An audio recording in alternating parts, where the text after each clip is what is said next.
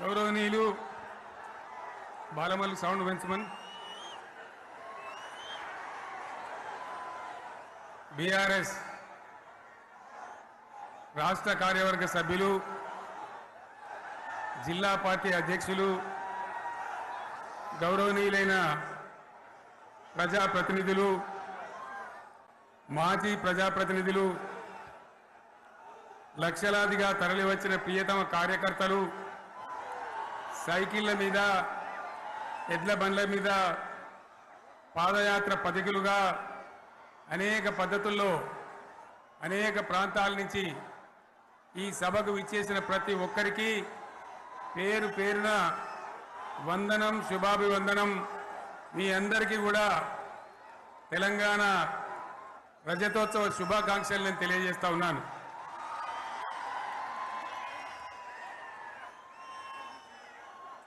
జననీ జన్మభూమిశ్చ స్వర్గాదపి గరీయసి. ఇది శ్రీరామచంద్రుడు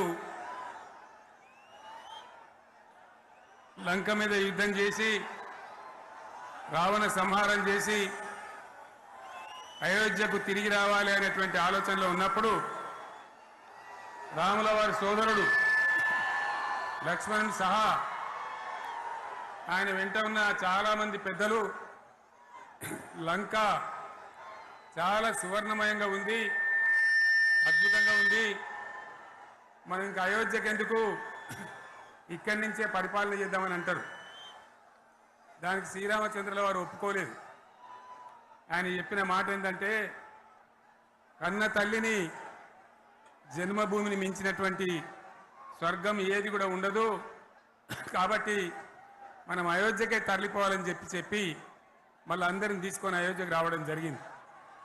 అదే స్ఫూర్తితోని చాలా గందరగోళ స్థితిలో ఉన్నటువంటి, దిక్కు తోతని స్థితిలో ఉన్నటువంటి, ఆత్మహత్యలకు ఆలవాలమైనటువంటి, వలసలకు నిలయమైనటువంటి ఒక ఘోరమైన ఆపదలో వలసవాదుల విషకవిగిలిలో చిక్కి నలిగిపోతున్న తెలంగాణ రాష్ట్రాన్ని ఎట్టి పరిస్థితుల్లో విముక్తి చేయాలని, స్వరాష్ట్రం సాధించాలని, జననిని జన్మభూమిని మించిన వేరేది లేదని చెప్పి నేను ఒక్కడిగా బయలుదేరి ఆనాడు తెలంగాణ ఉద్యమానికి శ్రీకారం చుట్టడం జరిగింది. 25 ఏళ్ల క్రితం, దయచేసి మీరు గొడవ బంద్ చేయాలి ఏమనుకోవద్దు, సభలో చాలా మంది ఉన్నారు, లక్షల మంది ఉన్నారు, మీరు ఆపాలి ప్లీజ్. ఒకటే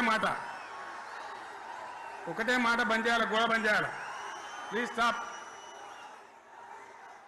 సో ఆ విధంగా 25 ఏళ్ల నాడు ఎగిరినటువంటి జెండా ఈ గులాబీ జెండా. చాలా మంది బంద్ చేయాలి, ఏ బాబు బంద్ చేయాలి బాబు.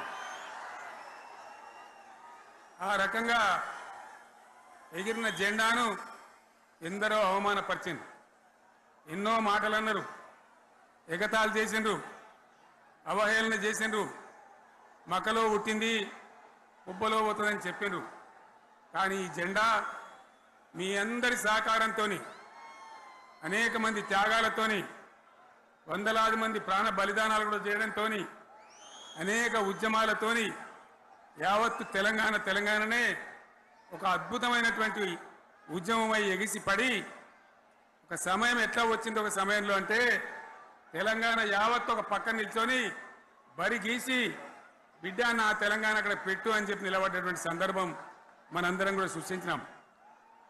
తద్వారా మన లక్ష్యం తెలంగాణ రాష్ట్రాన్ని సాధించుకున్నాం. ఆ తదనంతరం ప్రజలు దీవిస్తే 10 సంవత్సరాల పాటు అద్భుతమైనటువంటి దగదగలాడే తెలంగాణ తయారు చేసి అందరూ బిత్తరపోయే విధంగా, ఆశ్చర్యపడే విధంగా బ్రహ్మాండమైన తెలంగాణ నిర్మాణం చేసుకున్నాం. ఆ విధంగా 25 సంవత్సరాల సుదీర్ఘ చరిత్రను ఈరోజు ఈ వరంగల్ గడ్డ మీద మనం జరుపుకుంటా ఉన్నాం, రజతోత్సవ సందర్భంలో జరుపుకుంటా ఉన్నాం. చాలామంది చాలా రకాల ప్రయత్నాలు చేసినారు. ఇక్కడ కూడా ఇప్పుడు కూడా బ్రహ్మాండమైనటువంటి ప్రయత్నాలు చేస్తూ ఉన్నారు. నేను ఒక్కటే మాట చెప్తా ఉన్నా, ఈ గడ్డకు ప్రత్యేకత ఉంది. ఇది రాణి రుద్రమ్మ ఏలిన వీరగడ్డ, సమ్మక్క సారక్కల పోరుగడ్డ, బమ్మెర పోతన కవితా మాధుర్యం పండించినటువంటి జీవగడ్డ. ఈ వరంగల్ నేలకు నేను వందనం చేస్తా ఉన్నాను. మన అమరవీరులకు శిరస్సు వంచి నివాళులు అర్పిస్తా ఉన్నాను. 1969లో మూగబోయిన తెలంగాణ నినాదానికి తిరిగి జీవం పోసింది ఈ గులాబీ జెండా అని మీ అందరికీ నేను మనవి చేస్తా ఉన్నాను. ప్రజలు పరిపాలన అప్పగిస్తే విధ్వంసమైన తెలంగాణను వికాస పథంలో నడిపించింది ఈ తెలంగాణ. దానికి కూడా ఈనాటి కరెక్ట్గా 25 ఏళ్ళు నిండుతా ఉన్నాయి. ఆనాడు కొండా లక్ష్మణ్ బాపూజీ గారు ఆశ్రయం ఇస్తే ఏప్రిల్ 27, 2001న జలదృశ్యంలో టీఆర్ఎస్ ఆవిర్భావం తెలంగాణ చరిత్రనే మలుపు తిప్పిన ఒక మహోజ్వల ఘట్టం. పదవుల కోసమో, కులం కోసమో, మతం కోసమో, వ్యక్తుల కోసమో పుట్టలేదు ఈ గులాబీ జెండా. ఇది తెలంగాణ రాష్ట్ర సాధన కోసం పుట్టింది. పదవీ త్యాగాలతోనే మన తెలంగాణ ప్రస్థానం ప్రారంభమయ్యింది. అది ఫలించి మన స్వంత రాష్ట్ర కళ కూడా నెరవేరిందని నేను మనవి చేస్తా ఉన్నా. ఆనాటికి అలుముకున్నటువంటి చీకట్లను పారదోలడానికి, ప్రజల్లో విశ్వాసం కల్పించడానికి, ఆత్మవిశ్వాసాన్ని పెంపొందించడానికి నేను ఒక మాట చెప్పిన ఆ రోజు మీ అందరికీ కూడా గుర్తుండాలి. ఉద్యమం నుంచి వెనక్కి మరలితే, ఉద్యమ జెండాను దించితే నన్ను రాళ్లతో కొట్టి చంపండి అని చెప్పి నేను ఉద్యమాన్ని ప్రారంభించిన విషయం మీ అందరికీ కూడా తెలుసు.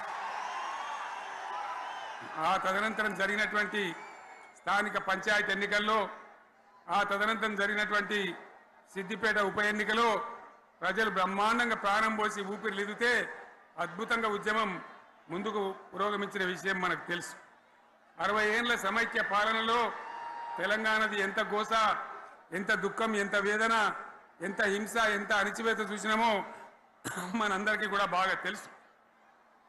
గోదావరి కృష్ణనీళ్ళు దక్కకుండా తరలిపోతే తల్లి సనుబాలకు నోచని పిల్లల్లాగా తెలంగాణ బిడ్డలు రోధించారు.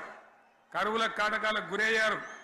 అర్ధరాత్రి కరెంట్లు పెట్టబోయి పాములు గుట్టి, తేలు గుట్టి చాలా భయంకరంగా అనాథల్లాగా చనిపోయినారు. ఆ రకంగా జరుగుతూ ఉంటే ఇక్కడ ఉన్నటువంటి ఆనాడు కాంగ్రెస్లో, టీడీపీలో ఉన్నటువంటి నాయకులు పదవుల కోసం